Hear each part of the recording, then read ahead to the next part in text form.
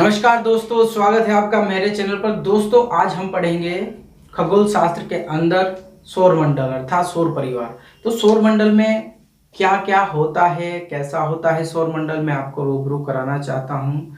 जिस प्रकार से ब्रह्मांड का उत्पत्ति बिग बैंग थ्योरी के साथ हुई, उसी बीच कुछ आकाश गंगाएं बनी। उसके बाद उस आकाश गंगाओं में जो तारे हैं, तारों के समूह हैं, उनमें से एक समूह है सूर्य का, अर्थात जिसको बोलते हैं हम सौर परिवार।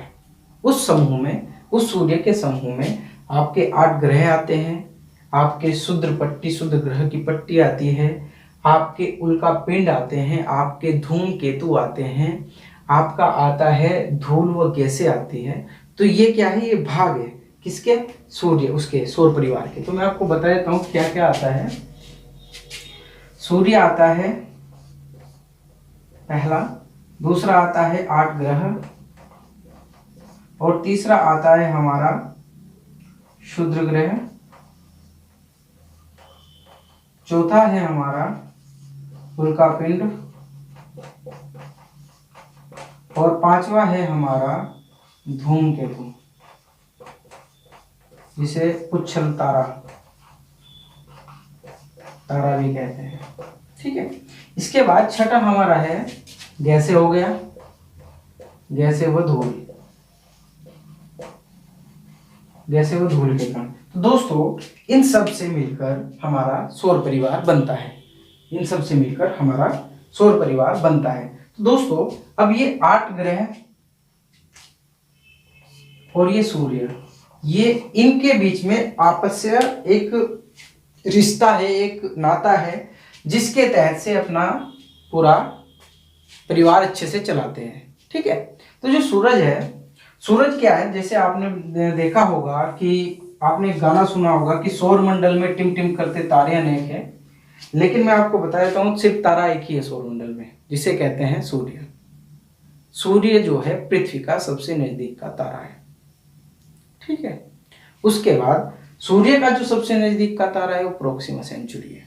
ठीक है, तो इसके बाद हम पढ़ेंगे कि सूर्य जो है एक तारा है, और तारे की अपनी उष्मा, अपनी ऊर्जा होती है। किस कारण से? नाभिकीय संलयन के कारण से। इसमें जो हमारे हाइड्रोजन के 4 नाभिक मिलकर हीलियम बनाते हैं और ऊर्जा अपार मात्रा में निकलती रहती है।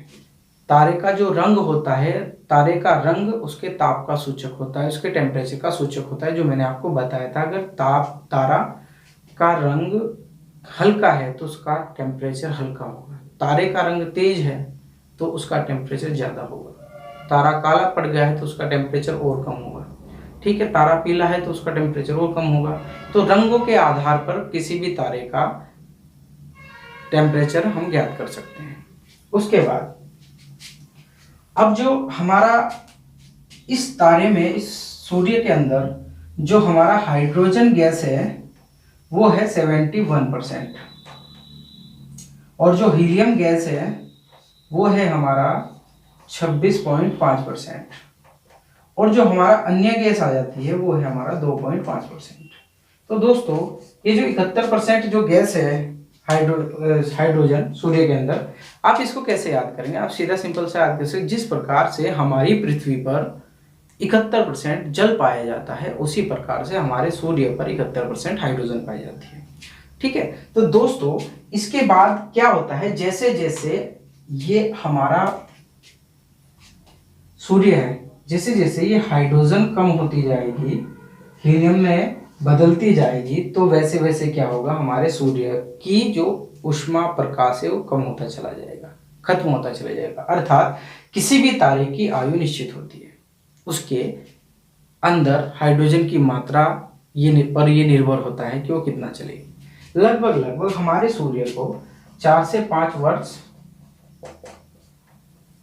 4.5 अरब वर्ष की जो आयु है हो चुकी है, और 10 अरब वर्ष तक की आयु सूर्य की मानी गई है। तो अभी लगभग 5 अरब वर्ष के आसपास हमारे सूर्य की आयु बच रही है। तो दोस्तों इसके बाद जो हम सूर्य की संरचना क्या है, मैंने आपको सूर्य के बारे में बता दिया कि सूर्य एक तारा है,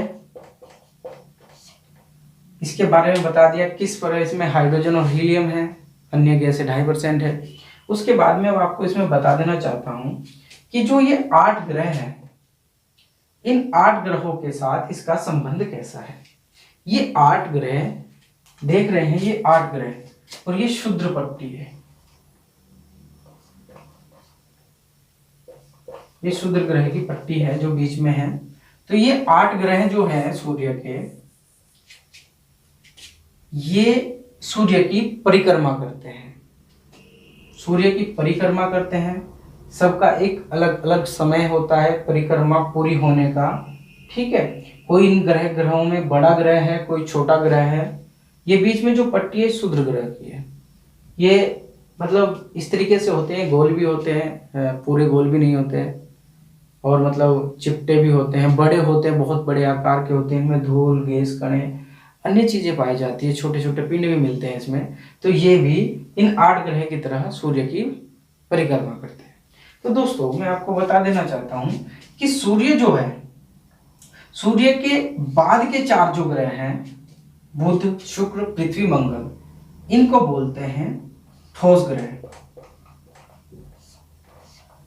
और इनको बोलते हैं, ये जो बाद के 4 ग्रह हैं, बृहस्पति, शनि, अरुण और वरुण, इनको बोलते हैं गैसीय ग्रह, अर्थात गैसीय अवस्था में गैसीय होते हैं, इनको बोलते हैं गैसीय। अब सूर्य के बाद के जो 4 ग्रह हैं, इन्हें आंतरिक ग्रह भी कहते हैं, और पृथ्वी का इन 4 ग्रहों में सबसे बड़ा होना इन ग्रह को नाम देता है पृथ्वी ग्रह, ठीक है दोस्तों। तो सूर्य के जो आगे के 4 ग्रह हैं वो ठोस है, उन्हें आंतरिक ग्रह कहते हैं, और पृथ्वी ग्रह कहते हैं। पृथ्वी ग्रह इसलिए कहते हैं क्योंकि ये पृथ्वी इनमें सबसे बड़ी है और इसी के आसपास ये रहते हैं। तो पृथ्वी ग्रह में आपको क्वेश्चन कर लिया जाएगा कि आपको 4 ऑप्शन दे देगा कि बृहस्पति, शनि और वरुण और बुध, इनमें से कौन सा पृथ्वी ग्रह है, तो उसका आंसर होगा बुध। इसी प्रकार से ये जो बाहर के 4 ग्रह हैं, ये गैसीय है, ठीक है, और ये बाह्य ग्रह हैं, सूर्य से बाहर है ये, तो इसलिए बाह्य ग्रह है, और इन्हें ही हम बोलेंगे बृहस्पतिय ग्रह, क्योंकि बृहस्पति इसमें सबसे बड़ा ग्रह है। तो आपको क्वेश्चन दे देगा वो कि आप बुध, पृथ्वी और मंगल और वरुण में से बताइए कौन सा ग्रह बृहस्पतिय ग्रह है, तो हमारा क्या होगा, वरुण बृहस्पतिय ग्रह हो जाएगा। तो दोस्तों यहाँ तक समझ में आया होगा आपके कि क्षुद्र ग्रह की पट्टी है, ठीक है।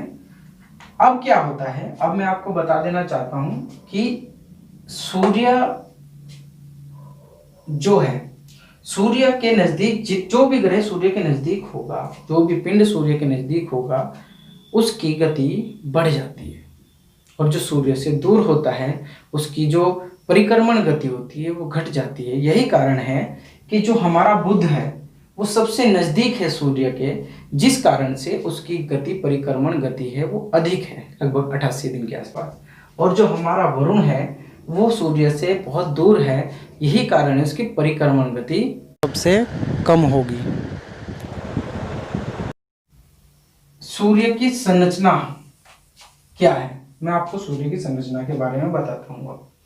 तो दोस्तों ये तो हमारा हो गया। अच्छा दोस्तों एक चीज और बताइए कि जैसे हम ग्रह याद करते हैं, बाद में आता है हमारा अरुण वरुण। अरुण वरुण को हम अंग्रेजी में थोड़ा सा, जैसे हम हिंदी माध्यम के बच्चे हैं तो थोड़ा सा भूल जाते हैं, तो उसको याद करने का मैं आपको तरीका बता देता हूँ कि बृहस्पति, शनि आप कर देना यूएन, यानी कि यूनाइटेड नेशन, ठीक है। यूएन का मतलब यूरेनस और एन का मतलब नेपच्यून, ठीक है। तो दोस्तों इस तरीके से ये याद हो जाएगा।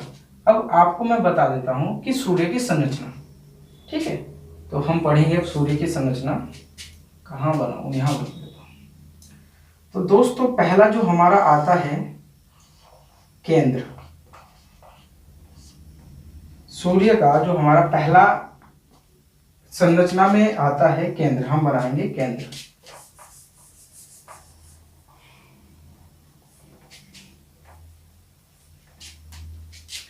ये हमारा है केंद्र,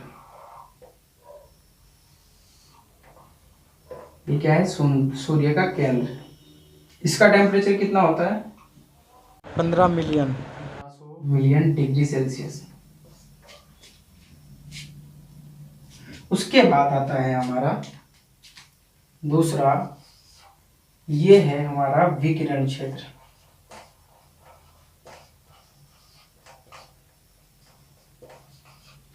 विकिरण क्षेत्र आपने देखा होगा कि कुछ जब ओजोन परत को किस चीज से हानि होती है, पराबैंगनी किरणों से, ठीक है। तो यहाँ से ये आता है विकिरण क्षेत्र, यहाँ से विद्युत चुंबकीय किरणें निकलती हैं, ठीक है। तो ये विकिरण क्षेत्र है हमारा दूसरा। हमारा तीसरा आता है संवहनीय क्षेत्र।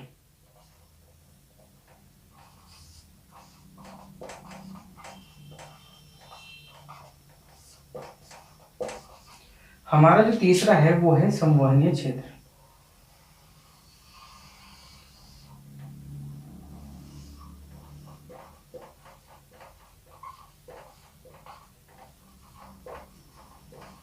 आपसे क्रम पूछ लेगा कि सूर्य की संरचना का क्रम बताइए, केंद्र, विकिरण क्षेत्र, संवहनीय क्षेत्र।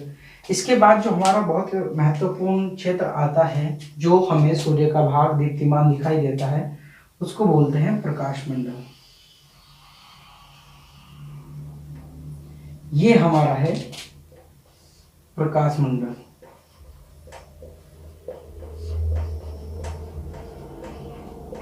इसको बोलते हैं फोटोस्फीयर।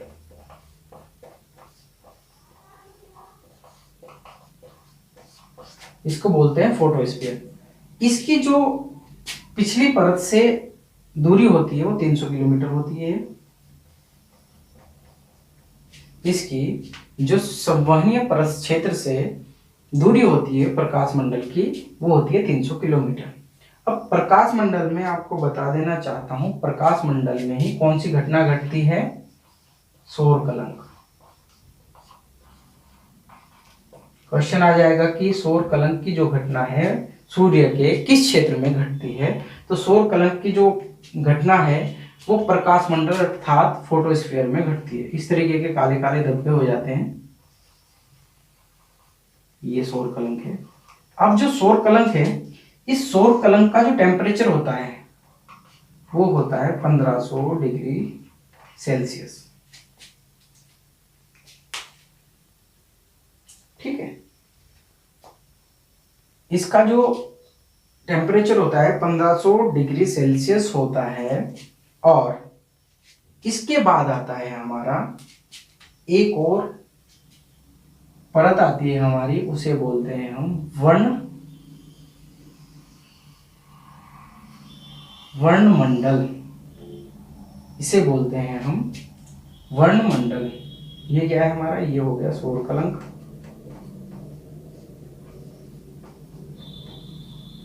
या धब्बा, और इसे बोलेंगे हम वर्णमंडल। तो दोस्तों, जो प्रकाश मंडल होता है इसका जो टेम्परेचर होता है वो 5500 से 6000 डिग्री सेल्सियस के आसपास होता है।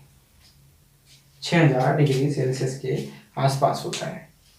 उसके बाद वर्णमंडल की जो छोटी पट्टी होती है, वर्णमंडल से जो निकलती है, वर्णमंडल से निकलती है सौर ज्वालाएं।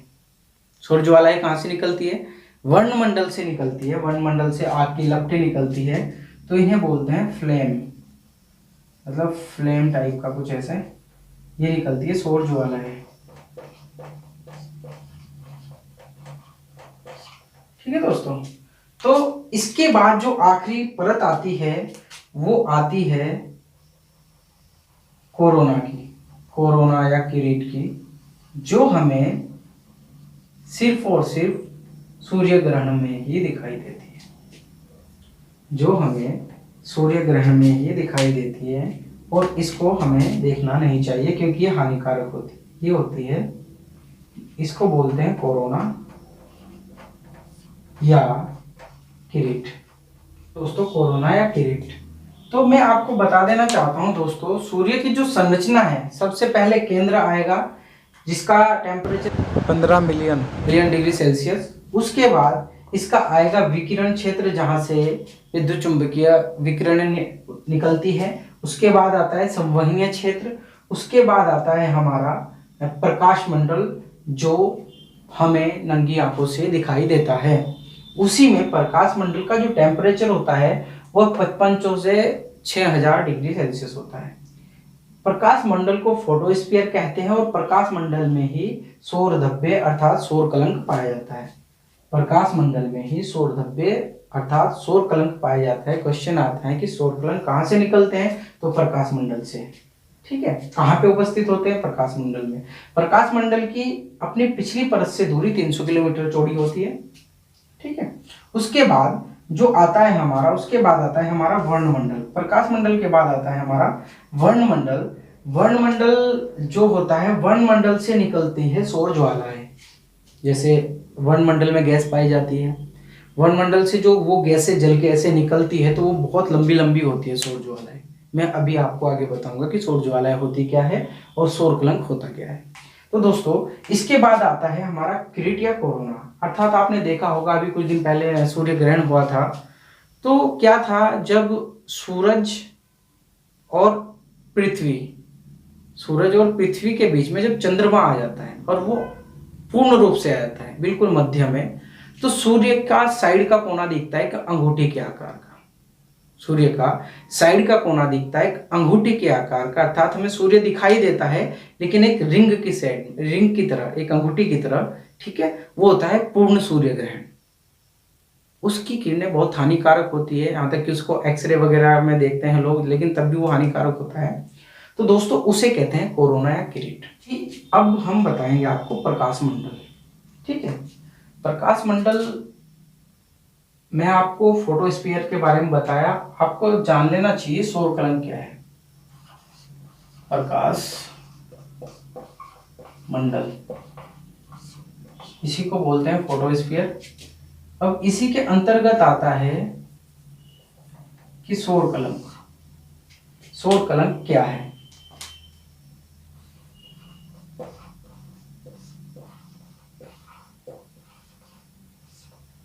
सौर कलंक या सौर धब्बे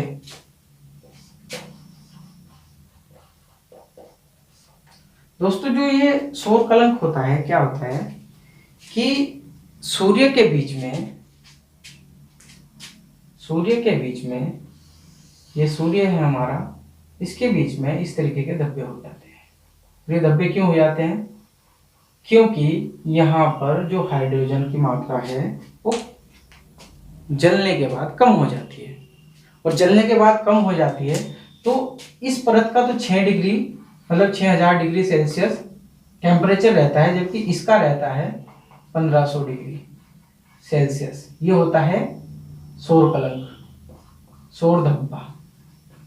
अब ये 1500 डिग्री सेल्सियस टेम्परेचर तो है, बहुत अधिक है, लेकिन क्या है कि 6000 डिग्री सेल्सियस के सामने एक काला दिखाई देता है। उसके बाद जो केंद्र में सूर्य के यहाँ पे टेम्परेचर होता है 15 मिलियन डिग्री सेल्सियस।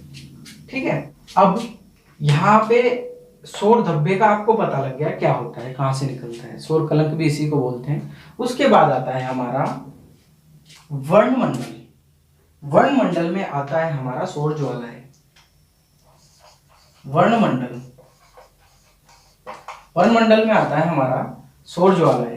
कि सौर ज्वालाएं कहते किन्हें हैं और ये किस प्रकार की होती है, ये क्या सौर ज्वालाएं, इनसे प्रश्न कैसे आते हैं। ठीक है दोस्तों, सौर ज्वालाएं मैं आपको बता देना चाहता हूँ कहाँ से निकलती है। सौर ज्वालाएं निकलती है वर्णमंडल से। ठीक है, वर्णमंडल और प्रकाश मंडल में ज्यादा अंतर नहीं है। प्रकाश मंडल की जो परत है वो ज्यादा बड़ी है, ज्यादा चमकीली है, जबकि वर्णमंडल की परत छोटी है, बाहर हल्की सी, उससे भी छोटी है हमारे कोरोना की परत उसके ऊपर या किरीट की। तो सौर ज्वाला जो होती है, जिसमें आपको बता देता हूं कि ये सूर्य है,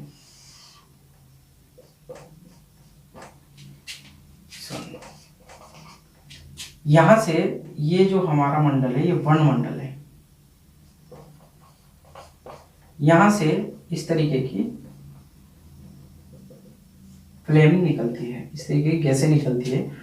जब सौर ज्वालाएं सूर्य से निकलकर किसी भी पिंड या किसी भी ग्रह के नॉर्थ और साउथ पोल में जाती है, ठीक है। जैसे मैं नॉर्थ पोल पर हूं और मुझे पृथ्वी के उत्तर दिशा से एक आग दिखाई दे रही है आती हुई, एक आग का गोला दिखाई दे रहा है, ठीक है। तो वो क्या है, वो सौर ज्वाला है। लेकिन जैसे ही ये सौर ज्वाला हमारे पृथ्वी के वायुमंडल में प्रवेश करती है तो इसमें घर्षण होता है, क्योंकि हमारे वायुमंडल में घनत्व है, कहीं ज्यादा है कहीं कम है, तो इस फ्लेम में घर्षण होता है और उस सौर ज्वाला को जो रंगीन दिखाई देती है, जो ये रंगीन सौर ज्वाला जो दिखाई देती है पृथ्वी पर,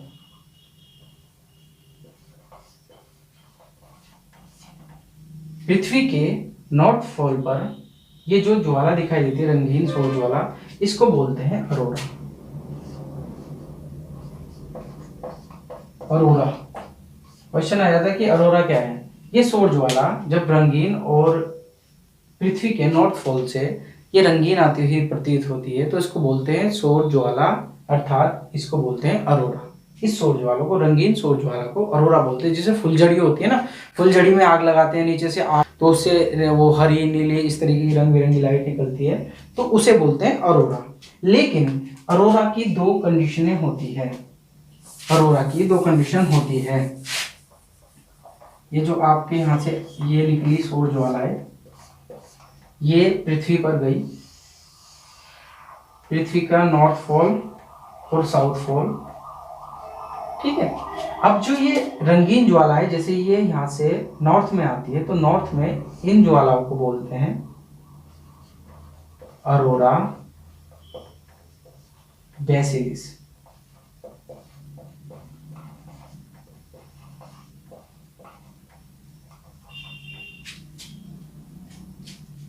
अरोरा बेरोलिस। और ये जब साउथ पर होती है तो इनको बोलते हैं अरोरा ऑस्ट्रेलिस।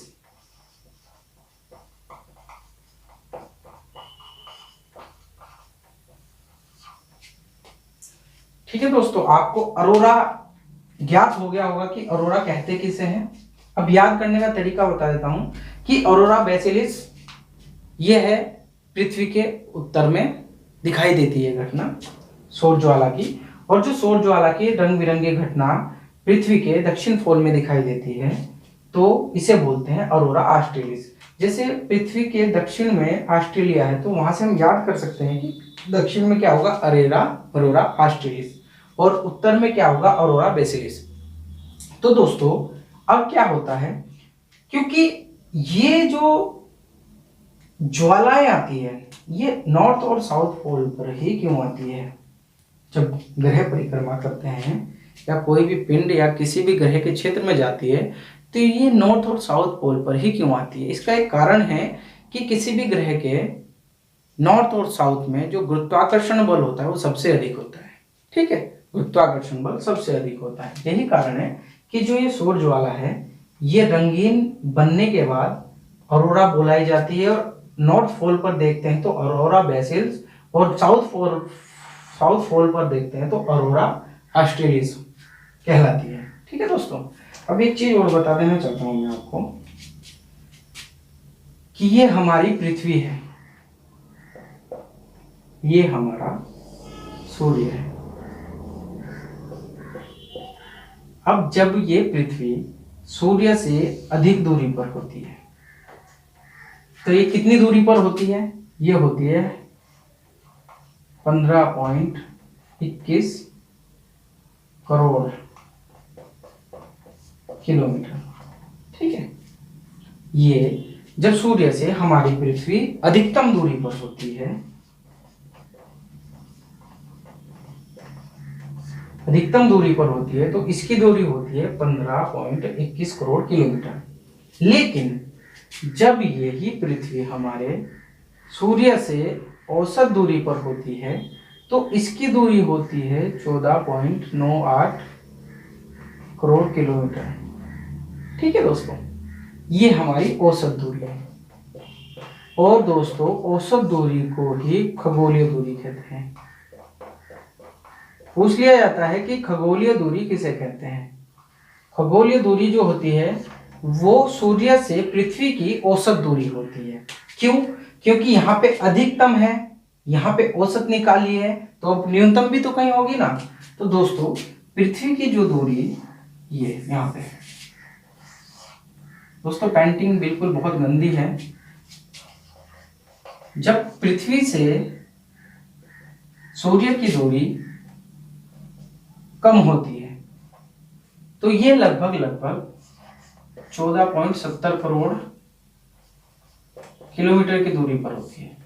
ठीक है, 14.70, 14.98 और यहाँ पे सीधा सीधा लगभग आप 15 कर लीजिए, 1470, 1428। ठीक है, तो दोस्तों इसमें एक फैक्ट मिलता है कि जब सूर्य से पृथ्वी या अन्य पिंड अधिक दूरी पर होता है तो इनकी क्या होती है, इनकी गति कम हो जाती है, यानी कि गति यानी कि परिक्रमण जो गति होती है वो कम हो जाती है जब पृथ्वी से सूर्य या सूर्य से कोई भी अन्य पिंड दूर होता है। ठीक है, बहुत ध्यान से समझिएगा। देखो जब सूर्य से पृथ्वी अधिकतम दूरी पर होती है, ठीक है, तो क्या होता है, सूर्य से पृथ्वी ही नहीं कोई भी ग्रह अगर सूर्य से अधिकतम दूरी पर है कोई भी पिंड, तो वो जो उसकी परिक्रमा करेगा उसकी परिक्रमण गति कम हो जाती है। लेकिन जब वह सूर्य के नजदीक आता है, जैसे सूर्य के नजदीक यहाँ पे पृथ्वी आती है तो यहाँ पे इसकी गति बढ़ जाती है, यानी कि समान गति से पृथ्वी सूर्य का परिक्रमण नहीं करती, अर्थात कहीं पे ज्यादा करती है कहीं पे कम करती है। अर्थात किसी स्थान पर, उस स्थान पर जैसे सूर्य से अधिकतम दूरी है पृथ्वी की, उस स्थान पर पृथ्वी की जो परिक्रमण गति होगी वो कम होगी, और जिस स्थान पर सूर्य से पृथ्वी की गति कम है उस स्थान पर पृथ्वी की परिक्रमण गति अधिक होगी। ठीक है, तो इन दोनों को औसत करने के लिए पृथ्वी से सूर्य के बीच की दूरी निकाली गई जो होती है 14.98 करोड़ किलोमीटर। इसे खगोलीय दूरी भी कहते हैं। तो दोस्तों इतना आपके समझ में आया होगा। मैं आपको एक चीज और बता देना चाहता हूं इसमें कि जब सूर्य से पृथ्वी की दूरी अधिकतम हो तो इस घटना को क्या कहते हैं, अपसोर।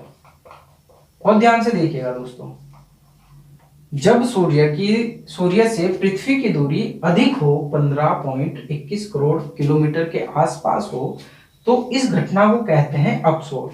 लेकिन जब इसी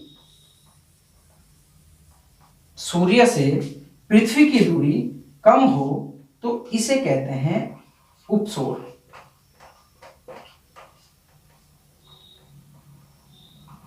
ठीक है दोस्तों, जब सूर्य से अधिकतम दूरी होती है पृथ्वी की तो उस घटना को अपसोर कहते हैं, और जब सूर्य से कम दूरी होती है पृथ्वी की तो उसे उपसोर कहते हैं। लेकिन मैं आपको बता देना चाहता हूं कि अब इसमें कंफ्यूजन होता है कि यार उपसोर और अपसोर, यार जब सूर्य से अधिक दूरी होती है तो उपसोर बोलते हैं, यार कैसे याद करें। तो उसको याद करने का एक तरीका है, ये जो आपको अप दिखाई दे रहा है, अप मतलब ऊपर यानी कि ज्यादा, ठीक है, और ये उप मतलब छोटा, जैसे उपराज्यपाल, राज्यपाल, उप मतलब छोटा, तो उप से याद लगा लीजिए, छोटा याद रखिए, उप मतलब छोटा, तो यानी कि पृथ्वी से कम दूरी की घटना को, सूर्य से पृथ्वी की कम दूरी की घटना को कहते हैं उपसोर। ठीक है दोस्तों, अब एक चीज और ध्यान रखिए कि जो ये उपसोर है ये 3 में है, ये 4 तारीख में है। ठीक है दोस्तों, ये 3 तारीख में है उपसोर, वैसे भी छोटा है 3 तारीख में है, अपसोर है 4 तारीख में है, बड़ा है। ठीक है, तो ये होता है 3 जनवरी और ये होता है 4 जुलाई। जो इसमें लेटर है, इसमें 3 लेटर है, इसमें 4 लेटर है। ठीक है दोस्तों, जुलाई में 4 है, जनवरी में 3 है, तो सीधा सीधा सा याद करेंगे, उपसोर की घटना होती है वो 3 जनवरी को होती है जब सूर्य से पृथ्वी की दूरी कम होती है। दूसरा, अपसोर की जो घटना होती है वो 4 जुलाई को होती है, जब सूर्य से पृथ्वी की दूरी अधिकतम होती है। ठीक है दोस्तों, तो इसके बाद मैं आपको बताऊंगा, एक विस्तार से कर लेते हैं। देखो कि सूर्य क्या है, एक तारा है। सूर्य एक तारा है, वो नाभिकीय संलयन पर काम करता है। हाइड्रोजन के 4 नाभिक मिलकर हीलियम का निर्माण करते हैं, जिससे ऊष्मा, ऊर्जा और प्रकाश उत्पन्न होता है। सूर्य की यही ऊर्जा उसकी चमक का कारण है। सूर्य के अंदर ये ऊर्जा एक सीमित है, ठीक है, ये कभी भी खत्म हो सकती है। उसके बाद सूर्य का जो संरचना बताई हमने आपको, सबसे पहले आता है केंद्र का 15 डिग्री सेल्सियस। उसके बाद आता है हमारा विकिरण क्षेत्र, ठीक है। उसके बाद आता है हमारा संवहनीय क्षेत्र। विकिरण क्षेत्र से विद्युत चुंबकीय किरणें भी निकलती हैं यहाँ से, रेडियो एक्टिव। उसके बाद आता है हमारा प्रकाश मंडल, जो हमें नंगी आंखों से दिखाई देता है, ठीक है, जिसको बोलते हैं फोटोस्फीयर, ठीक है। उसके बाद आता है हमारा फोटोस्फीयर के अंतर्गत ही सौर कलंक, सौर धब्बे जो उपस्थित होते हैं, वो कहाँ उपस्थित है, प्रकाश मंडल में, ठीक है, तो फोटोस्फीयर में। उसके बाद आता है हमारा वर्णमंडल। वर्णमंडल में हमारा क्या उपस्थित होता है, सौर ज्वालाएं। सौर ज्वालाएं एक बहुत ही बेस्ट टॉपिक है, सौर ज्वालाएं। सौर ज्वालाएं जब वर्णमंडल से निकलती है, गैसें होती है, लपटें होती है बहुत बड़ी बड़ी, तो ये निकलती है, तो जिस समय ये ग्रहों के पास जाती है, उल्का पिंडों के पास जाती है, लेकिन जब ये पृथ्वी पर जाती है, साउथ और नॉर्थ पोल पर, नॉर्थ और साउथ पोल पर जाती है, वहां पे इसलिए जाती है क्योंकि उनका नॉर्थ और साउथ पोल पर गुरुत्वाकर्षण सबसे अधिक होता है पृथ्वी का। तो जब ये सौर ज्वालाएं पृथ्वी के वायुमंडल में प्रवेश करती है, तो ये घर्षण के कारण रंग बिरंगी तरीके से जलने लगती है, जैसे फुलझड़ी। तो उत्तर दिशा में पृथ्वी के इस घटना को देखने पर क्या होता है, जब ये जलने लगती है, तब ये सौर ज्वालाएं नहीं बोली जाती, तब ये रंगीन होने के बाद बोली जाती है अरोरा। तो उत्तर दिशा में जब इस चीज को देखा जाता है, पृथ्वी की उत्तर पोल पर देखा जाता है, उत्तरी ध्रुव पर देखा जाता है, तो इसे बोलते हैं अरोरा बेसिलिस। उसके बाद जब यही घटना अरोरा की दक्षिण पोल पर देखी जाती है, तो इसे बोलते हैं अरोरा ऑस्ट्रेलिस, ठीक है। तो इसके बाद दोस्तों जो हमारा आता है, हमारा एक आता है कोरोना और किरीट। मैं आपको वो बताता हूं कि वो होता क्या है। दोस्तों कोरोना या किरीट क्या है, ये हमारा आपने देखा है सूर्य, ये हमारा है चंद्रमा, और ये है हमारा पृथ्वी।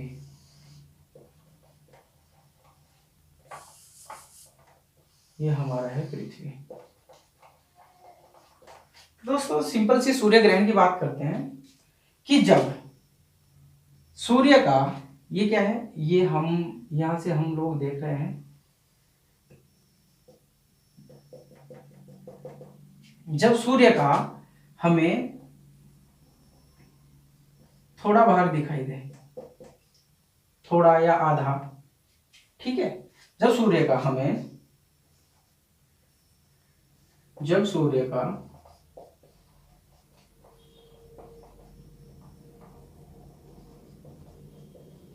आधा या कम भाग दिखाई दे,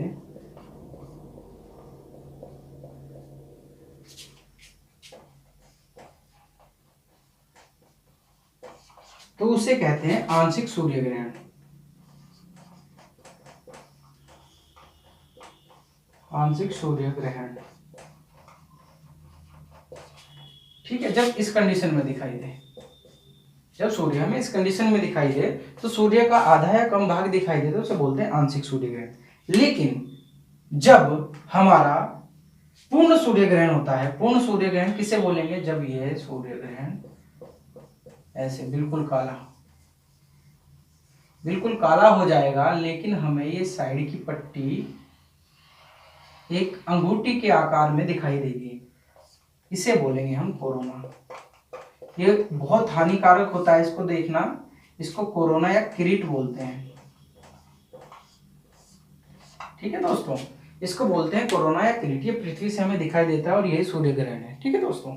तो आपको कोरोना और किरीट के बारे में पता लग गया होगा। अगर आपको हमारी सौरमंडल की ये वीडियो अच्छी लगी हो, अभी हमने इसमें सूर्य पढ़ाया है, तो प्लीज़ लाइक शेयर और कमेंट जरूर कीजिएगा। इसके बाद हम ग्रह का चैप्टर लेके आएंगे, उसके बाद धीरे धीरे स्टेप बाय स्टेप हम पूरे सौर परिवार पढ़ लेंगे। नमस्कार, धन्यवाद।